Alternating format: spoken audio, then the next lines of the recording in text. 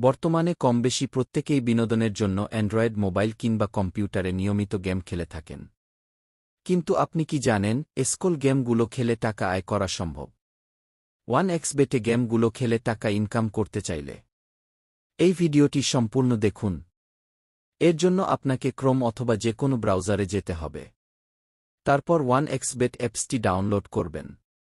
Download করে অ্যাপসটি open করবেন। তারপর রেজিস্ট্রেশন অপশনে ক্লিক করে দিবেন।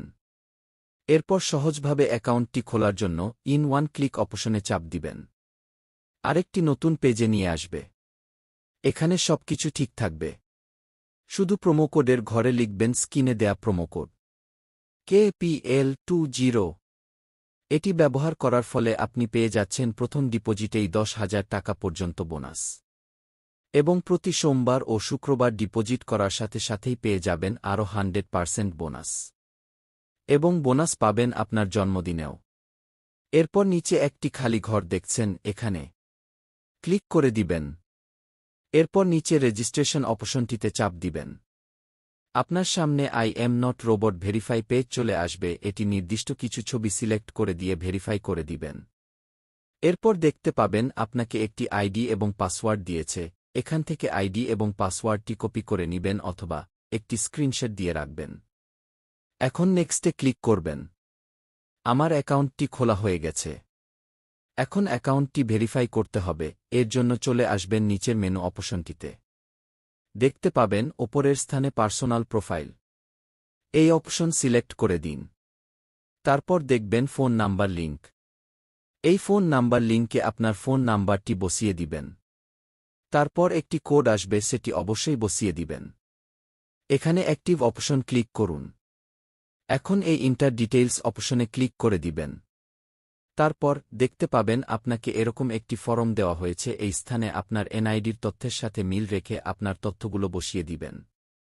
প্রথমে আপনার নাম লিখে দিবেন। এরপর সারনেমে আপনার শেষ অংশটা লিখে দেবেন। নিচে থাকা ডেট অফ বার্থ, এই অপশনটিতে আপনি আপনার জন্ম তারিখ লিখে দেবেন।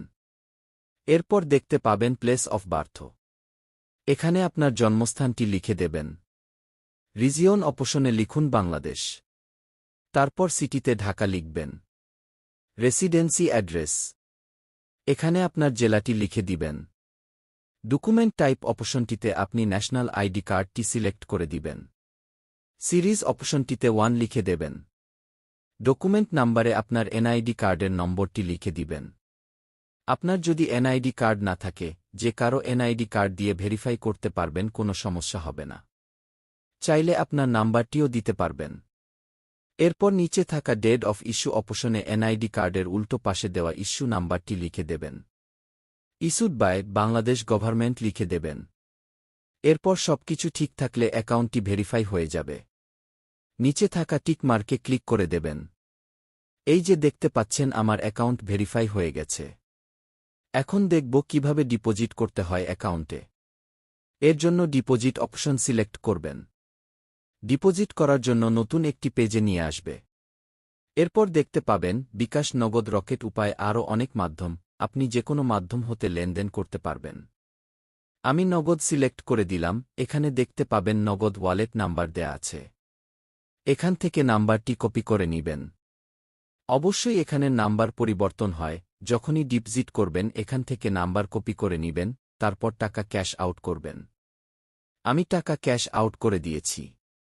দেখতে পাচ্ছেন আমার ক্যাশ আউট সফল হয়েছে। এখানে দেখতে পাচ্ছেন আমাকে একটি ট্রানজ্যাকশন নাম্বার দিয়েছে। আমি এই ট্রানজ্যাকশন নাম্বারটি কপি করে নিয়ে আমার আগের জায়গায় চলে আসব। কপি করা ট্রানজ্যাকশন নাম্বারটি বসিয়ে দিব।